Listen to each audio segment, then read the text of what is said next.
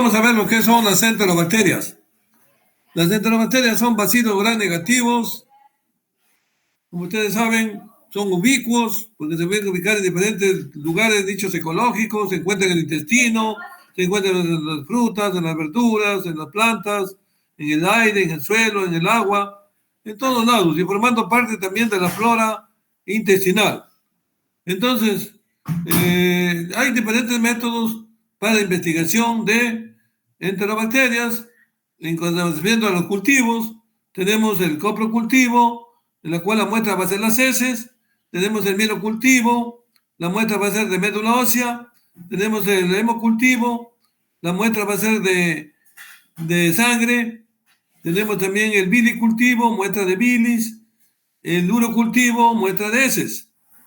Bueno, entre las características generales de las enterobacterias, como vuelvo a decir, todos son bacilos gram negativos.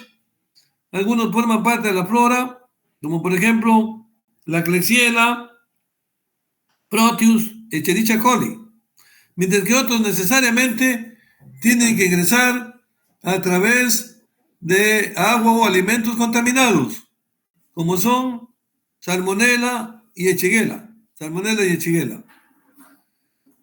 Dentro de otras características generales, se caracterizan por ser anaerobias, facultativas, pero también algunas pueden ser aerobias. Todas fermentan la glucosa, todas las enterobacterias fermentan la glucosa, pero algunas de ellas pueden producir gas en el metabolismo de la glucosa. Por ejemplo, la Escherichia coli produce gas. La Klebsiella produce abundante gas. Y otras no producen gas, no son productores de gas, como por ejemplo Salmonella, Echigela, Proteus. No, Proteus es relativo, porque algunas especies de Proteus pueden producir también gas, pero otras especies no producen gas. En cuanto, otra característica es que todas reducen los nitratos a nitritos. Reducen los nitratos a nitritos, todas son catalasa positivos. Todas son catalasas positivas y todas son oxidasas negativas. Todas son oxidasas negativas. Todas no presentan la enzima citocromo oxidasa. No presentan citocromo oxidasa. Entonces, esas son características generales de las enterobacterias. Bueno, en cuanto a la lactosa también, algunas son lactosas positivas, como otras son lactosas negativas. Lactosas positivas tenemos a la Escherichia coli, tenemos a Klebsiella y a Citrobacter. Y dentro de las lactosas negativas tenemos a Salmonella, Echigela y Proteus. Salmonella, Echigela y Proteus. Entonces, vamos a luego a ver cómo se hace el coprocultivo. El coprocultivo. Ahí vemos el material a utilizar. Igual son vasitos de boca ancha con su respectiva cucharilla. Tenemos hisopos, en algunos casos es necesario hacer uso de hisopos. Y se le indica al paciente que debe tomar una muestra de heces. Y generalmente las heces, a lo posible, que sean líquidas. Si en caso hay problema de que también no tiene deposiciones líquidas, bueno, generalmente porque en caso de enterobacterias mayormente tienen deposiciones líquidas los pacientes. Entonces son heces semisólidas, semilíquidas, y esa es la muestra que van a traer ellos al laboratorio. Entonces, que recoja la muestra sin producir contaminación o sin producir mezcla con la orina. Entonces, una forma de tomar la muestra es mediante una cucharilla que se va a depositar la muestra en el recipiente de boca ancha, pero también otra forma de tomar la muestra es mediante un hisopado rectal. Esto mayormente se acostumbra en los niños lactantes o también en los ancianos que tienen a veces poca capacidad para poder tomar la muestra directamente de las heces, entonces se puede hacer una toma de muestra mediante un hisopado rectal. Entonces, y se coloca ese hisopado rectal dentro de en un frasquito de boca ancha para transportarlo al laboratorio. Se transporta también la muestra de inmediato al laboratorio para su procesamiento.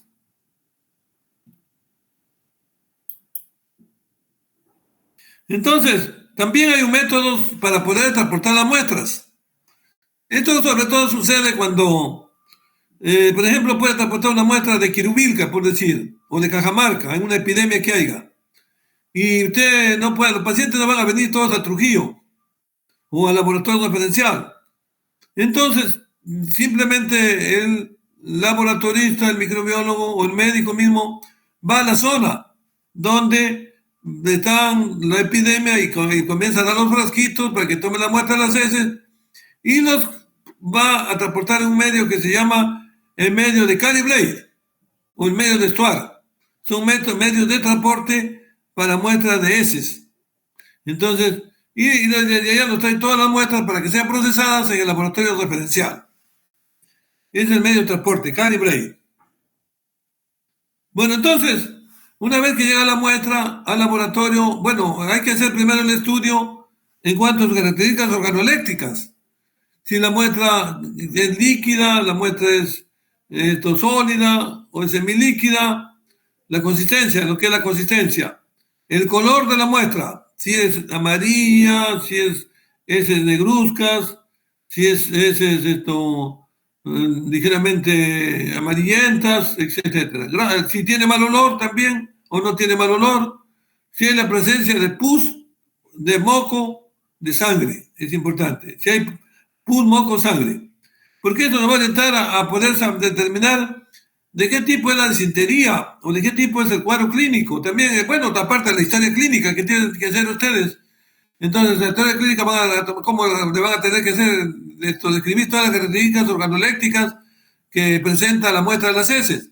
Pero eso lo corroboran con la muestra que obtienen del paciente, donde el paciente le dice, por ejemplo, una madre que tiene su niño que tiene de repente una eczegelosis, entonces le dice, sí, mi hijito está haciendo una deposición en su pañal de color con sangre y moco.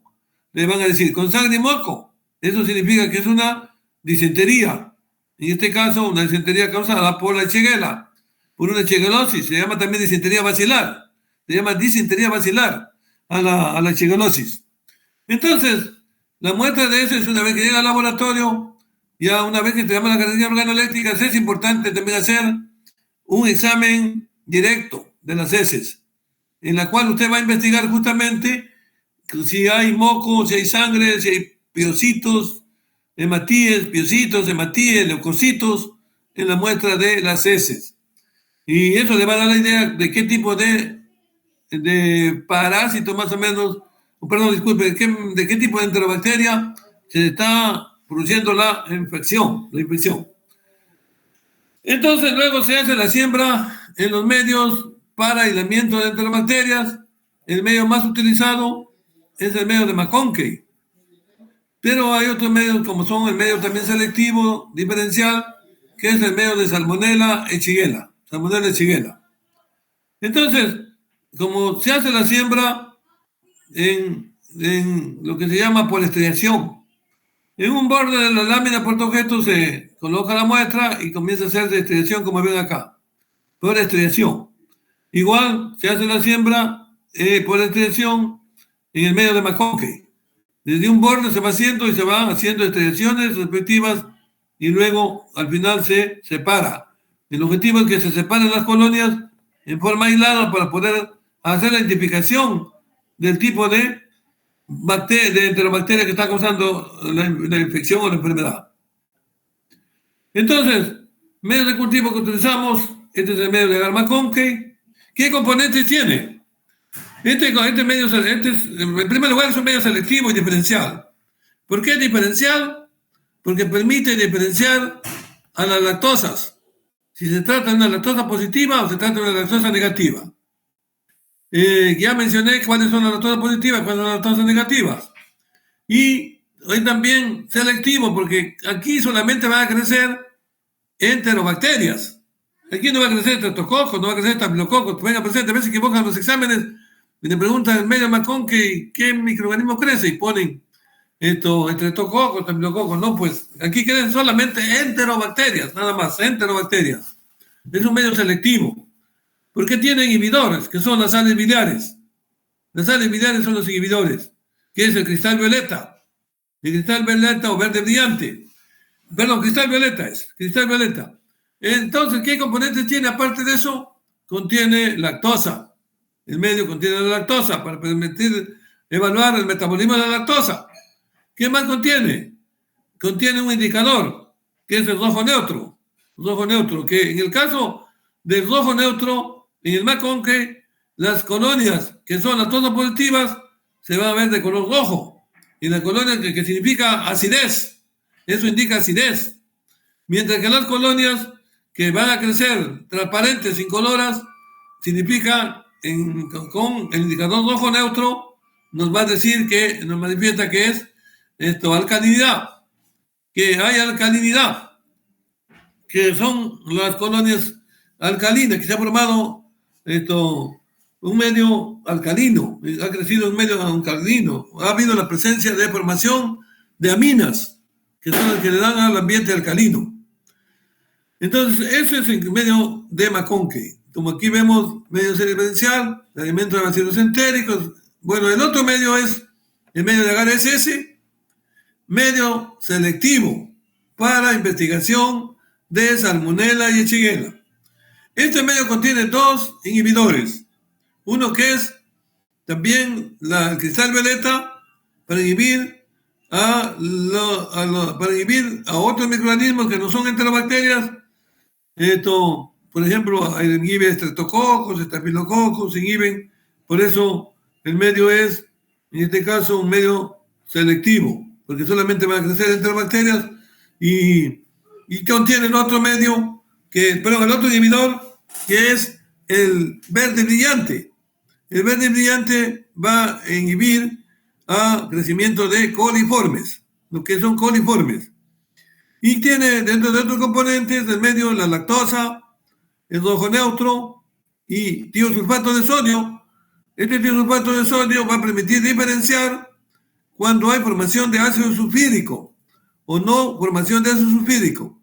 De tal manera que el medio de McConkey va a crecer colonias que son incoloras pero teñidas de un pigmento negro que es sulfuro de fierro, que nos indica que se trata de formación de ácido sulfídrico, un precipitado negro.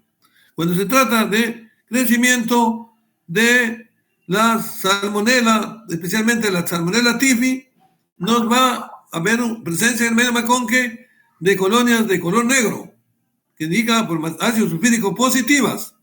Pero si hay solamente crecimiento de colonias transparentes, incoloras, sin presencia de pigmento negro, se trata de género Echigela. Eso permite diferenciar las colonias en el medio SS. Bueno, aquí vemos cómo se hace el coprocultivo, la muestra de las heces, se puede hacer transporte en medio Cariblay o estuar, aquí se siembra el McConkey. Bueno, aquí hay otro medio, el LSS, el XLR, pero nosotros hemos trabajado el McConkey y este McConkey, entonces como ven, aquí crecen colonias lactosa positivas, se incuba 18 a 24 horas, crecen las colonias de color rojo, cuando se aísla, por ejemplo, E. coli, y luego hay que hacer la diferenciación del microorganismo en el medio diferencial, que es el medio de TSI, que contiene 3 azúcares, contiene la lactosa, contiene la sacarosa y contiene la glucosa. Entonces, en el caso de la E. coli, va a volverse todo el medio de color amarillo. Este tiene un indicador que es el rojo de fenol.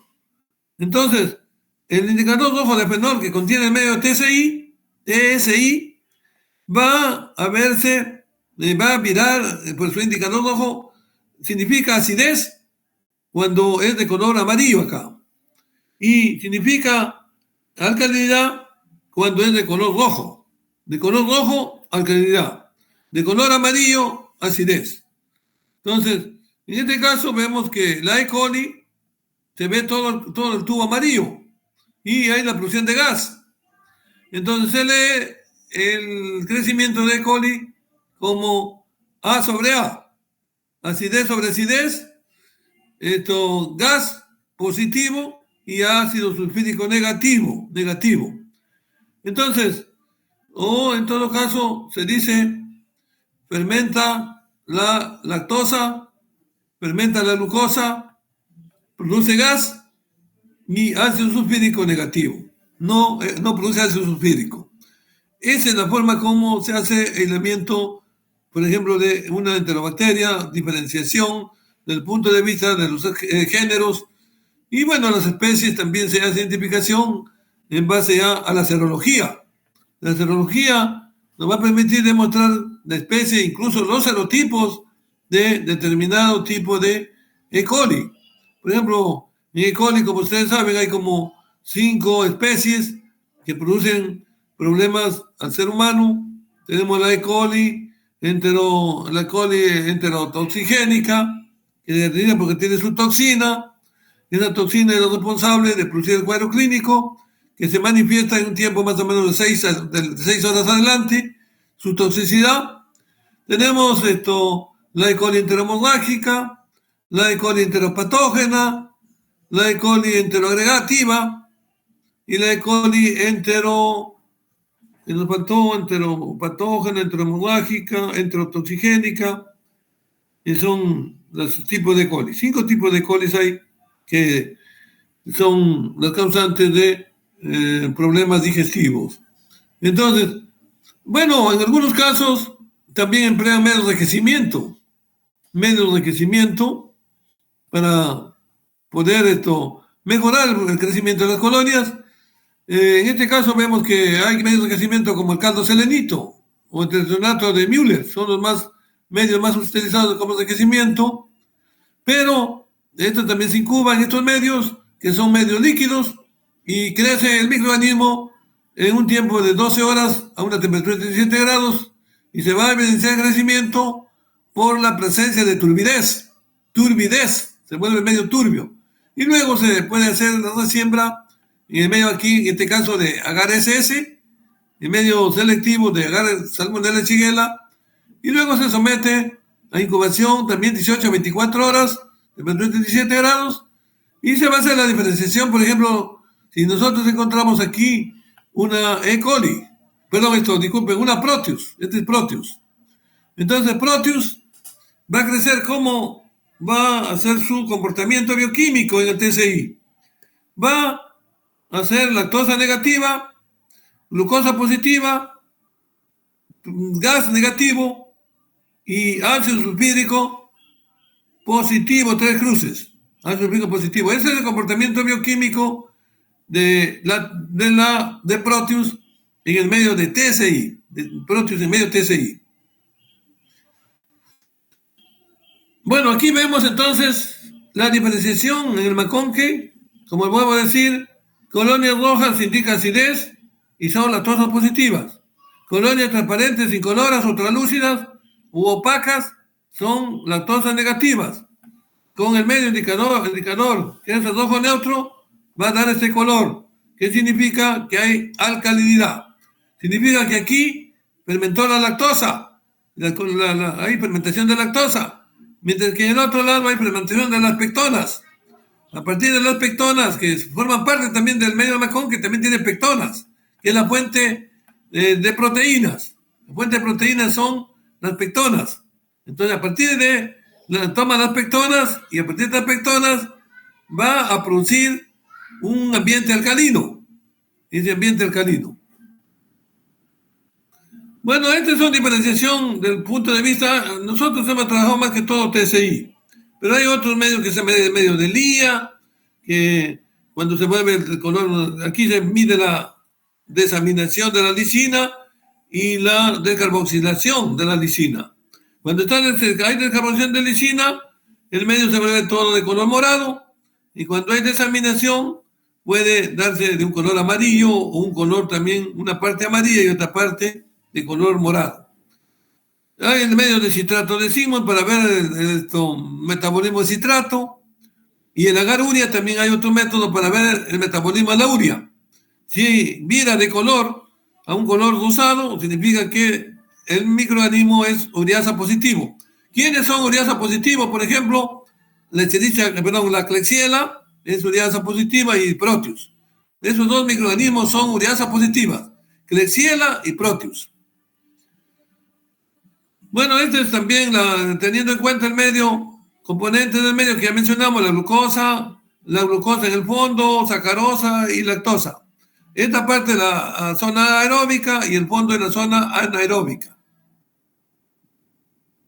El siembra TCI se hace mediante inoculación en punta.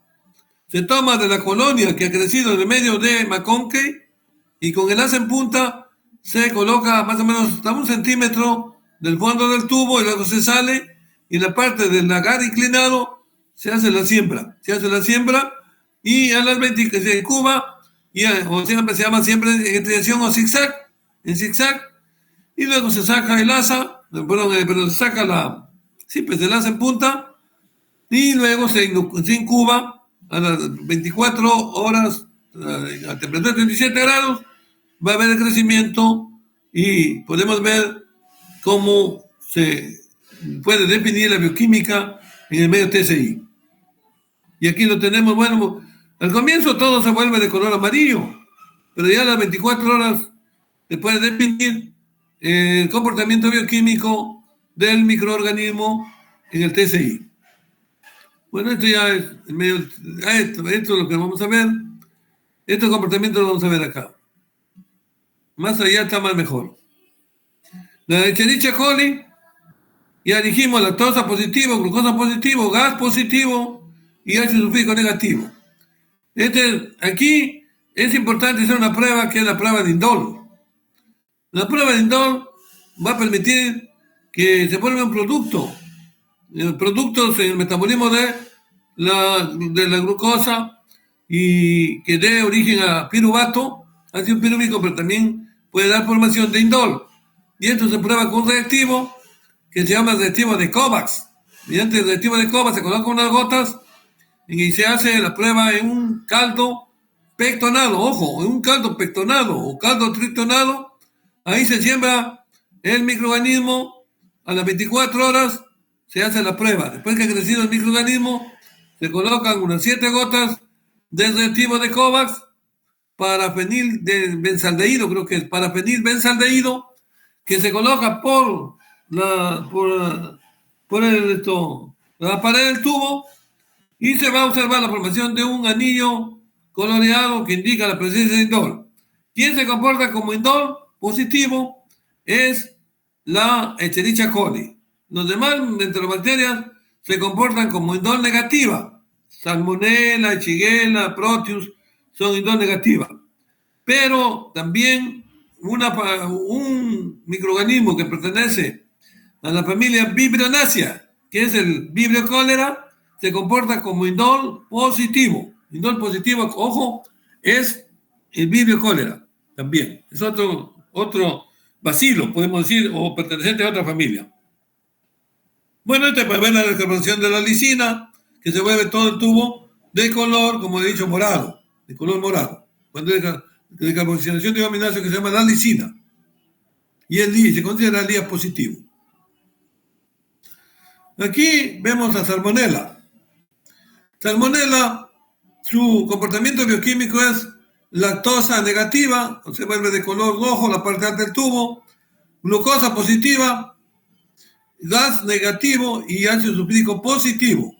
Pues ven, hay buena cantidad de ácido sulfúrico. Pero hay menos cantidad que Proteus. Proteus forma más ácido sulfúrico. De tal manera que camufla, que esconden al comportamiento de la glucosa. Pero se sabe que todas las enterobacterias son glucosas positivas. Indol negativa y LIA, como es en caso de la salmonella, es LIA negativo. Porque produce, es también LIA positivo, disculpen, porque también produce descarboxilación de la lisina. Es LIA positivo. Y en cambio, el Shigella, su comportamiento bioquímico en TCI es lactosa negativa, glucosa positiva, Gas negativo, ácido sulfúrico negativo. Su prueba indol es negativa y su prueba de Lía, aquí hay desaminación de lisina, como digo. Se vuelve la parte superior del tubo de un color ligeramente morado y la parte del fondo es de un color amarillo. Hay desaminación de lisina y se puede observar por un color amarillo en la parte baja del tubo. Bueno, aquí lo tenemos a todo el comportamiento bioquímico de las diferentes enterobacterias. En el 4 está la E. coli, en el 4 está este corresponde a la Klebsiella, el tubo 2 corresponde a Shigella, el tubo 3 corresponde a Proteus, el tubo 5 corresponde a Citrobacter, porque Citrobacter es A sobre A, glucosa positiva, lactosa positiva también. En cuanto a gas negativo y ácido sulfúrico también positivo, ácido sulfúrico positivo para Citrobacter. Este es el tubo original, este es Pseudomonas. Tubo de Pseudomonas. Pseudomonas no fermenta ningún carbohidrato, es glucosa negativa, sacarosa negativa y lactosa negativa. Gas negativo, ácido sulfúrico negativo. Es el comportamiento de las pseudomonas, que es otro bacilo gram negativo, pertenece a otra familia, a la familia Pseudomonadaceae, es otra familia. No pertenece a las enterobacterias, por si acaso, pseudomonas. Es otra familia, igual que Vibrio cólera, es otra familia. Entonces, aislamiento de medios sólidos, tenemos ya en agar salmonella de Shigella, en agar macón, que son medios sólidos. Agar salmonella, miren, este es el medio SS. Cuando crecen colonias de color negro, que son lactosas negativas y coloreadas con un pigmento de color negro, eso corresponde a salmonella, crecimiento de salmonella en el medio SS. Mientras que cuando crecen colonias sin premolación de pigmento, solamente colonias incoloras, transparentes, en el medio de SS, corresponden a género Shigella en el medio SS, que son colonias lactosas negativas. En cambio aquí, colonias negativas, ácido sulfúrico positivas. Bueno, este es la medicina y es normal, lo que mismo que hablamos, citrato de Simon es cuando puede fermentar el citrato positivo y cuando no fermenta, citrato negativo. Citrato positivo cambia de color, citrato negativo no varía. Bueno, esto no lo hemos... La prueba entonces sí hicimos. Entonces aquí ya identifican pues la presentación del pigmento que es indol positiva. Entonces, ¿qué productos se forman? Piruvato, ácido pirúvico, indol. Entonces, es el caso de ¿quiénes son indol positivas? E. coli, pues, el Vibrio cólera. ¿Quiénes son indol negativas? Salmonella, Shigella, Proteus. También hay pruebas de movilidad que se hacen en algunos casos. Pacientes, bacterias que son móviles, por ejemplo, van a producir desplazamiento del medio de cultivo, como son la Escherichia coli, tiene flagelos, la Salmonella también tiene flagelos, Proteus también tiene flagelos. ¿Quién no tiene flagelos? El Shigella es inmóvil, también es inmóvil, Klebsiella, son inmóviles. La prueba de oxidasa consiste en que se puede usar reactivo de oxidasa o se puede usar también un papel que tiene impregnado con el reactivo de oxidasa. Entonces, el objetivo de la prueba es ver si hay la presencia de la enzima citocromoxidasa. Entonces, que en presencia de oxígeno atmosférico va a oxidar el reactivo de fenilendiamina, se llama fenilendiamina, para formar un compuesto de color púrpura oscuro. Cuando forma un compuesto de color púrpura oscuro, hablamos que ese producto final se llama indofenol. Cuando hay la formación de indofenol, significa que la prueba es oxidasa positiva. Si no hay formación del compuesto indofenol, la prueba es oxidasa negativa. Esta prueba es útil a la caracterización inicial de bacterias gram negativas. Como sabemos, las bacterias gram negativas no tienen la enzima citocromoxidasa. son quienes tienen, por ejemplo, la enzima citocromoxidasa es Pseudomonas aeruginosa, que es oxidasa positiva. La ureasa, aquí tiene la prueba de ureasa, como les digo, que hay un viraje, si tiene presencia de urea, va a haber la formación de, se degrada la urea, se hidroliza la urea y se forma amoníaco, se forma moléculas de amonio y dióxido de carbono. Entonces, ahí, cuando hay la presencia de esa enzima, se va a producir un color rosado. Y cuando no, hay permanencia de un color amarillo, el medio de urea, se trabaja en medio de urea. Entonces, el Proteus mirabilis, entonces es ureasa positivo, Proteus mirabilis. Mientras que Escherichia coli es ureasa negativo, La interpretación positivo, desarrollo de un color intenso, algunos dicen color rosa, es un color, bueno, magenta, dicen algunos, magenta, o rosa brillante, o también un color ligeramente rosado, pues. Mientras que el que es negativo no cambia de color, porque el medio de urea es de un color amarillo, no hay viraje de color. Ahora pasamos al virus de cólera. El virus de cólera es un bacilo gram negativo, curvado, es facultativo, oxidasa positivo, tiene prueba de sintés positivo y se cultiva en un medio selectivo, que es el medio TCBS, que vamos a ver sus componentes en otra diapositiva. El diagnóstico del virus de cólera se hace mediante, en primer lugar, sabemos que el virus de cólera causa la enfermedad del cólera, y que esa enfermedad es causada por una toxina, que se llama la toxina toxigénica del cólera. Entonces, ¿qué?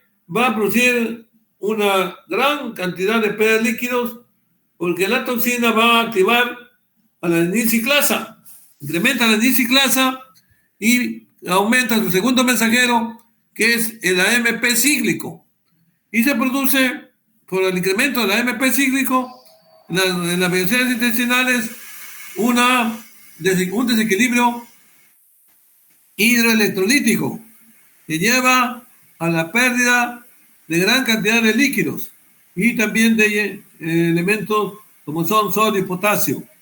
Y como consecuencia hay una deshidratación severa que puede incluso llevar a la muerte en corto tiempo al paciente por la gran pérdida de líquido, que puede perder hasta 25 litros por día. Y es que la diarrea es muy severa, la diarrea es muy agresiva. Entonces, tiene sus características desde el punto de vista clínico. Las heces son como, entre comillas, agua de lavado de arroz, como si estuvieran, como están conocidos, no sé si conocerán, cuando lo lavan el arroz, son así, las heces son blanquecinas, son algo como si tuvieran, bueno, blanquecinas, espumosas, son las heces de un paciente con cólera. Entonces, como muy bien dice, diarrea con aspecto de agua de arroz, entre comillas. Entonces, toma la muestra, lo primero que se va a observar es hacer una coloración de Gram. Y en la coloración de Gram se va a observar la presencia de bacilos que se tienen con el color como Gram negativos y que adoptan la forma de una coma. Son ligeramente curvos, son bacilos curvos en forma de una coma. Es lo característico en una coloración de Gram del virus de cólera. Entonces aquí vemos de un cultivo de virus de cólera. Aquí vemos el medio de cultivo. Este medio de cultivo, ¿qué contiene? El TCBS contiene tiosulfato, citrato, bilis, sacarosa. Esto compone el virus de cólera. Tiosulfato, citrato, bilis, sacarosa. Y tiene también un indicador que es el azul de bromotimol. Entonces, en 24 horas, a una temperatura de 37 grados, crece el virus de cólera, formando colonias de color amarillo.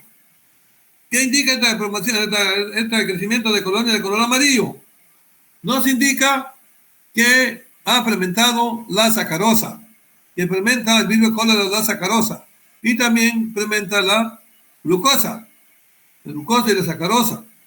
Y entonces se van a formar colonias de color amarillo que son características del Vibrio cólera. Se hace una prueba, que es la prueba del Nitrin Test, que es una prueba de identificación del Vibrio cólera. A partir del medio TSI, de aquí se hace un picaje a medio TSI. Y el comportamiento del Vibrio cólera va a ser que va a fermentar dos carbohidratos. Va a fermentar la glucosa y la sacarosa en el medio TSI. Y no fermenta la lactosa. No produce gas, no produce ácido sulfídrico. Ese es el comportamiento bioquímico del Vibrio cólera.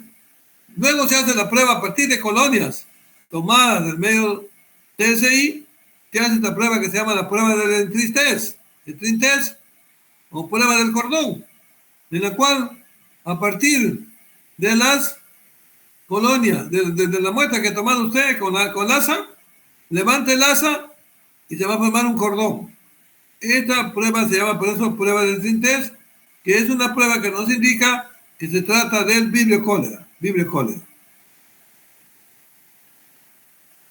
Bueno, aquí vemos las colonias de SBS, colonias de color amarillo, sacarosa positivas. Y dar sangre también puede crecer como colonias ligeramente amarillentas, transparentes. Y la prueba de oxidasa se hace a partir de acá. A oxidasa positivo es el Vibrio cólera. Mientras que sabemos que las enterobacterias son oxidasas negativas. Es una diferencia. El Vibrio cólera es oxidasa positivo. Y mientras que las enterobacterias, todas las enterobacterias sabemos que son oxidasas negativas. Si le dicen comportamiento bioquímico de relación a la oxidasa de Salmonella, oxidasa negativa. De E. coli, oxidasa negativa. De Vibrio, oxidasa positivo.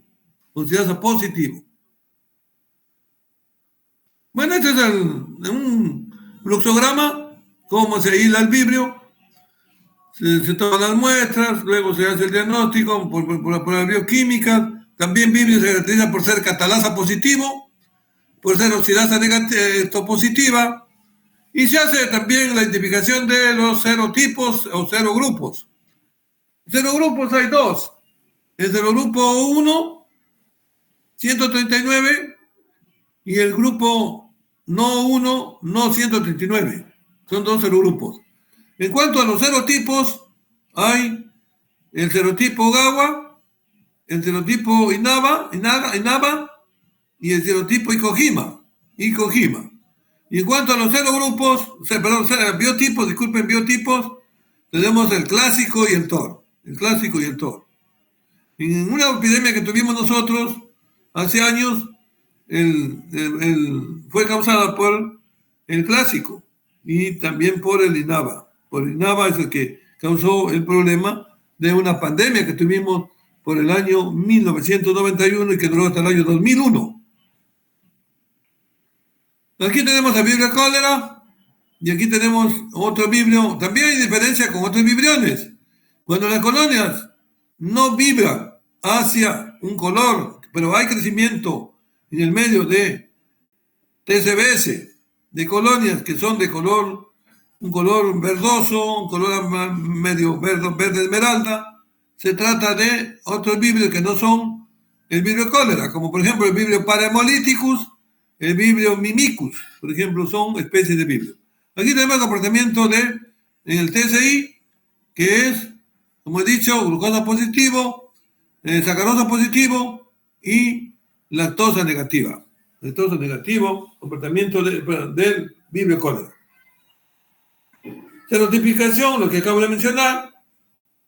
Bueno, una palabra de Helicobacter pylori. Helicobacter pylori es una bacteria, es un bacilo que se caracteriza porque presenta su penacho de flagelos lobotricos en un polo del microorganismo, y esto le va a permitir tener movilidad, y es un agente importante que se asocia con la gastritis aguda, con las úlceras duodenales o gástricas y con el adenocarcinoma de estómago también, adenocarcinoma. Puede asociarse y si el paciente no se trata puede llegar hasta un adenocarcinoma. Entonces, su característica es que el Helicobacter pylori va a localizarse, bueno, puede incluso causar el cáncer pancreático también y el cáncer de garganta. Entonces, vemos que estas son características que tiene estas enzimas, el Helicobacter pylori. Es ureasa positivo, es catalasa positivo y es oxidasa positivo.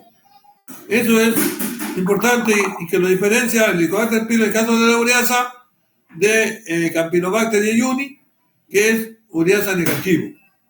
Reduce, no es reductor de nitratos, a diferencia de otros microorganismos, no reducen nitratos, a nitritos. En cambio hay otros que sí reducen los nitratos de nitritos. Pero estas enzimas son de importancia. Presenta la enzima ureasa, presenta la enzima catalasa y presenta la enzima oxidasa. Métodos de diagnóstico. Hay métodos invasivos y métodos no invasivos. Métodos invasivos, por ejemplo, es que al paciente hay que hacerle una endoscopía alta. Y a través de endoscopía alta se toma una muestra de la zona que se sospecha que está comprometida. Y generalmente lo hace el gastroenterólogo. Toma la muestra de la zona sospechosa o la zona que está con algún problema de alguna lesión. Entonces de ahí se toma la muestra y se envía al patólogo para que le haga un estudio histopatológico. Entonces, y pueda demostrar si hay la presencia de Vibrio cólera y a la vez también qué problema tiene con relación al compromiso del estómago o del duodeno. Si hay una gastritis o si hay una úlcera o de repente puede haber un cáncer. Entonces eso nos va a dar el informe. A través de esta patología pues se emplean también coloraciones para poder ver al Helicobacter pylori como son las muestras. Se pueden teñir con Yensa, se puede usar la coloración de Warthin-Starley o la coloración de matocilina y eosina. El cultivo también es más específico, pero es más dificultoso y más costoso. Entonces hacer un cultivo de investigación de Vibrio cólera. Finalmente se hace la investigación tomando la muestra, haciendo la biopsia y también haciendo el estudio histopatológico. En las muestras se va a ver la presencia de la bacteria en la mucosa gástrica. La prueba Doppler ureasa, como hemos dicho, porque el Helicobacter pylori es ureasa positivo. Entonces vamos a valorar la presencia de la ureasa haciendo la prueba de ureasa a partir de la muestra que hemos obtenido mediante la biopsia. Entonces, técnicas invasivas pues son la endoscopía y la toma de biopsia. La prueba Doppler ureasa que se puede hacer a partir de la muestra, un estudio histopatológico, puede hacerse un cultivo y también puede hacerse a partir de la muestra del estómago la reacción de PCR, que es muy altamente específica, siempre y cuando tengamos los primers específicos para identificar al Helicobacter pylori. Y tenemos técnicas no invasivas, como son la prueba del aliento, en la cual se usa urea y se usa carbono, de tipo se le da carbono al paciente, carbono 13-14, para ver si metaboliza la urea y hay desprendimiento de un olor amoniacal por la presencia de amonio. Hay pruebas serológicas también para investigar anticuerpos de tipo IgG, IgM en pacientes que sospechamos que tienen problemas de afección gástrica. Y tenemos también la detección de antígenos en heces fecales. También se puede hacer investigación de antígeno de Helicobacter pylori. Ese método invasivo, como se hace la biopsia de la zona sospechosa para hacer un estudio histológico. El estudio histopatológico, aquí se mete el dispositivo hasta la zona del estómago y se hace la biopsia y luego se colorea luego esa biopsia para, ya sea con cineosina, tensión de Jensa, tensión de Warten-Starre, y el patólogo ya hace la investigación y el informe de si el paciente, qué grado, qué problema tiene en relación al tejido del estómago, y también demostrar si hay la presencia de Helicobacter pylori en la mucosa gástrica. El estudio histopatológico que nos va a demostrar ahí la presencia de los Helicobacter pylori mediante las coloraciones. Es rápida, de paso fácil y de bajo costo. Estudio histopatológico de biopsia gástrica, también se puede hacer tinción de Gram, o la tinción de carbonfluxina también se hace, se usan, son otras tinciones para investigar el Helicobacter pylori. Ahí vemos la presencia, también se usa la inmunotoquímica con anticuerpos monoclonales de conejo para investigar el Helicobacter pylori. Esto ya puedes ver en el tejido que se va a colorear, y el tejido comprometido, ver si está seco, van a colorear los Helicobacter pylori, que son zonas que están comprometidas de la mucosa gástrica. Igual aquí vemos la presencia de Helicobacter pylori, esta es la corrección de Warten-Starre, donde se va a ver un gran contraste. La técnica de ELISA, que se usa para detección de antígenos, ya sea IgG o IgM. La prueba rápida de ureasa, entonces, la prueba de ureasa, como les voy a decir, a partir de la muestra se va a ver si hay un viraje, como ya dijimos anteriormente, en condiciones normales, la urea es de color amarillo. Si hay un viraje, un color rosa, o un color ligeramente rosado, entonces hablamos de una prueba de ureasa positiva, y la cual esto nos indica que hay la presencia de Helicobacter pylori.